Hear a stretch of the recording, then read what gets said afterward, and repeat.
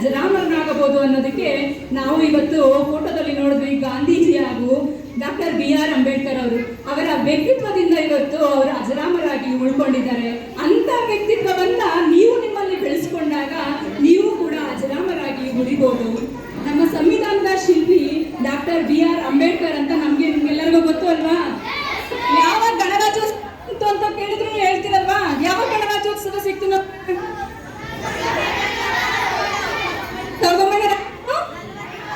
ಜನವರಿ ಇದೆಲ್ಲ ಗೊತ್ತು. ಆದ್ರೆ ಸಂವಿಧಾನ ಅಂದ್ರೆ ನಮ್ಗೆ ಸ್ವಲ್ಪ ಕನ್ಫ್ಯೂಸ್ ಆಗ್ತೀವಿ ಏನು ಅಂತ. ಯಾಕೆಂದ್ರೆ ನಿಮ್ಮ ವಯಸ್ಸು ಹಂಗಿದೆ.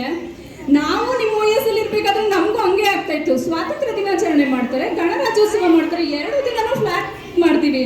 ಆದ್ರೆ ಏನಪ್ಪಾ ಅಂತ ನಮಗೂ ಕನ್ಫ್ಯೂಸ್ ಆಗ್ತಿತ್ತು. ನನ್ಗೆ ಅನ್ನಿಸ್ತು ನಿಮ್ಗೆ ಹೇಗಾದ್ರೂ ಒಂದು ಅದನ್ನ ಅರ್ಥ ಮಾಡಿಸ್ಬೇಕು ಅಂದ್ರೆ ಈ ವಯಸ್ಸಿಗೆ ನಿಮ್ಗೆ ಒಂದು ಕತೆ ಮೂಲಕ ಹೇಳಿದ್ರೆ ಅದು ತುಂಬಾ ಚೆನ್ನಾಗಿ ಅರ್ಥ ಆಗುತ್ತೆ ಅಂತ. ನಾವು ಆ ವಯಸ್ಸಲ್ಲಿ ಇರ್ಬೇಕಾದ್ರೆ ನಮಗೂ ಹಾಗೆ ಅನಿಸ್ತಿತ್ತು. ಅದಕ್ಕೆ ನಿಮ್ಗೆ ಒಂದು ಚಿಕ್ಕ ಕಥೆನ ಹೇಳಬೇಕು ರಾಜ್ಯೋತ್ಸವವನ್ನ ಕುರಿತು ಅಂತ. ಕತೆ ಅಂದ್ರೆ ಎಲ್ಲರಿಗೂ ಇಷ್ಟ ಅಲ್ವಾ? ಕೇಳಕ್ ರೆಡಿ ಆಗಿದ್ರಾ?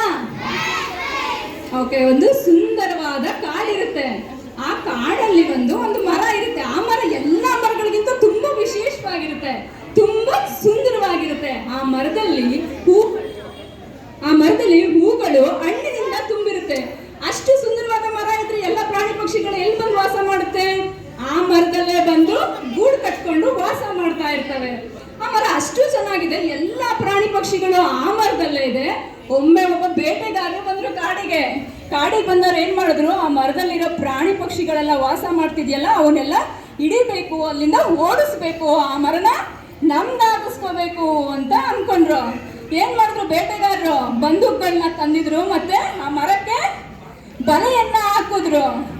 ಆದ್ರೆ ಅಲ್ಲಿಂದ ಅವ್ರಿಗೆ ಓಡ್ಸೋಕ್ಕಾಗ್ಲಿಲ್ಲ. ಎಲ್ಲ ಈ ಪಕ್ಷಿಗಳೆಲ್ಲ ಯೋಚನೆ ಮಾಡ್ದು ಅಂದ್ರೆ ಆ ಬಲೆಯಲ್ಲಿ ಸಿಕ್ಕಾಕೊಂಡಿದ್ವಲ್ಲ ಪಕ್ಷಿಗಳೆಲ್ಲ, ನಾವೆಲ್ಲ ಒಟ್ಟಾಗಿ ಹಾರೋಣ ಅಂತ ಹೇಳಿ ಎಲ್ಲ ಒಗ್ಗಟ್ಟಿನಿಂದ ಒಂದೇ ಸಲ ಮೇಲೆ ಹಾರ್ದು. ಅವಾಗ ಏನಾಯ್ತು? ಅರ್ಧೋಯ್ತು. ಪಕ್ಷಿಗಳೆಲ್ಲ ಹಾರಿ ಹೋಯ್ತು. ಈ ಕಥೆಯಲ್ಲಿ ನಾವ್ ಏನ್ ತಿಳ್ಕೊಬೇಕು ಅಂದ್ರೆ, ಅಲ್ಲಿ ಬಂದ್ವಲ್ಲ ಬೇಟೆಗಾರರು, ಅವ್ರು ಯಾರು ಬೇಟೆಗಾರರು? ಬ್ರಿಟಿಷರು. Very good. ಎಲ್ಲ ತುಂಬಾ ಚೆನ್ನಾಗಿ ಕತೆ ಕೇಳ್ತಾ ಇದ್ದೀರಾ ಅಲ್ವಾ? ಅಲ್ಲಿ ಬಂದೂಕೆಲ್ಲ ಹಿಡ್ಕೊಂಡ್ ಬಂದಿದ್ರಲ್ಲ ಅವರೆಲ್ಲ ಯಾರು? ಬ್ರಿಟಿಷ್. ಆದ್ರೆ ಈ ಪಕ್ಷಿಗಳೆಲ್ಲ ಅಷ್ಟಕ್ಕೆ ಎದುರುಕೊಳ್ಳಿಲ್ಲ. ಅವರೆಲ್ಲ ಏನ್ ಮಾಡಿದ್ರು, ಅದನ್ನೆಲ್ಲ ಹಾಳು ಮಾಡಿದ್ರು ಮತ್ತೆ ಬಂದು ಆ ಮರದಲ್ಲಿ ಕೂತ್ಕೊಂಡು ಮತ್ತೆ ಗೂಡ್ನ ಕಟ್ಟಿದ್ರು ಎಲ್ಲ ಪಕ್ಷಿಗಳು ಸೇರ್ಕೊಂಡು.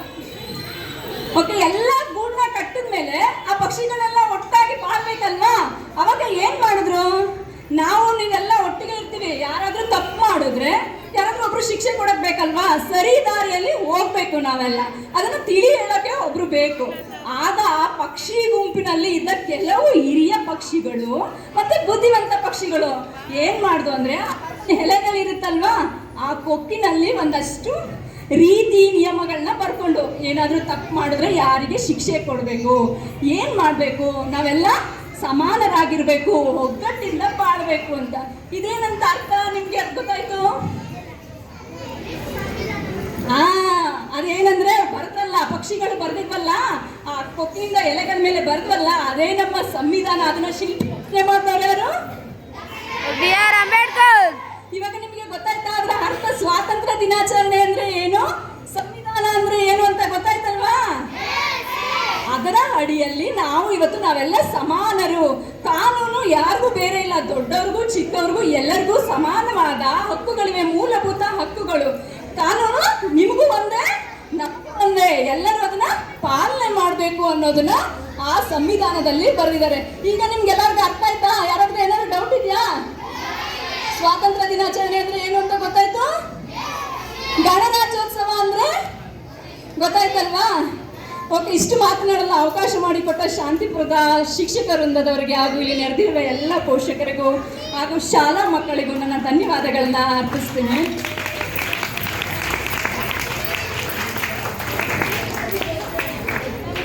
ರತ್ನಾಕರ ದೌತಪದಂ ಹಿಮಾಲಯಂ ಕಿರೀಟಂ ರಾಜಋಷಿ ವಂದೇ ಭಾರತ ಮಾತರಂ. ಧನ್ಯವಾದಗಳು.